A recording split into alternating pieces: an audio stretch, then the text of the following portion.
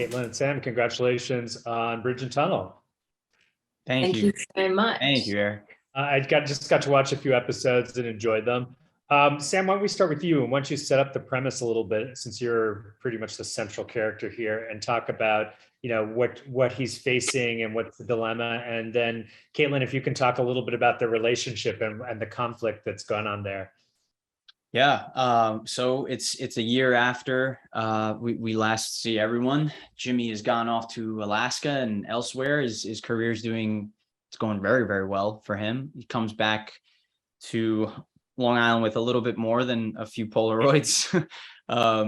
And he has to deal with being back home after a year, after having freedom, after traveling the world and experiencing so many different things. So he's a little more mature. He's in some aspects, he's still a sap. He's definitely a sap. I think you can never take that away from Jimbo. And yeah, I think he faces similar issues he had in season one with pursuing his career, pursuing his love, being back home. So yeah, it's an exciting season for Jimmy. Yeah. Caitlin, talk a little bit about the relationship conflict that's going on. I think that Jill kind of expects that Jimmy's always going to be, sort of here. And the second she's like, yeah, I'm going to have that back, she can do it. And to be fair, she kind of does. And she can. But Jimmy's life has gotten bigger, and he did all the things that she wanted him to do. Like, she very sort of like enthusiastically supported his right to go and have a big life. And based on how Jill behaves, it does seem that she's made her peace with it in some sense. I think that she's probably quite jealous and a little bit like, oh, fine. But she's got her own shit going on, and I think that she's not until she's given reason to worry, she's not that worried about Jimmy. But I think the fact that his life is moving on does freak her out a little bit. And she kind of does realize that there is a potential for like losing one another or losing the special thing that they have. And yeah, she's constantly trying to strike that balance between like pulling him close and also letting him go.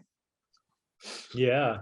So for both of you, do you have a moment that sort of maybe something behind the scenes that sort of will, when you look back on this experience of shooting this season, that will kind of sum up the experience of being on set? For me, I wish everyone was there, but that scene of me and Brian singing, that was just a really fun night.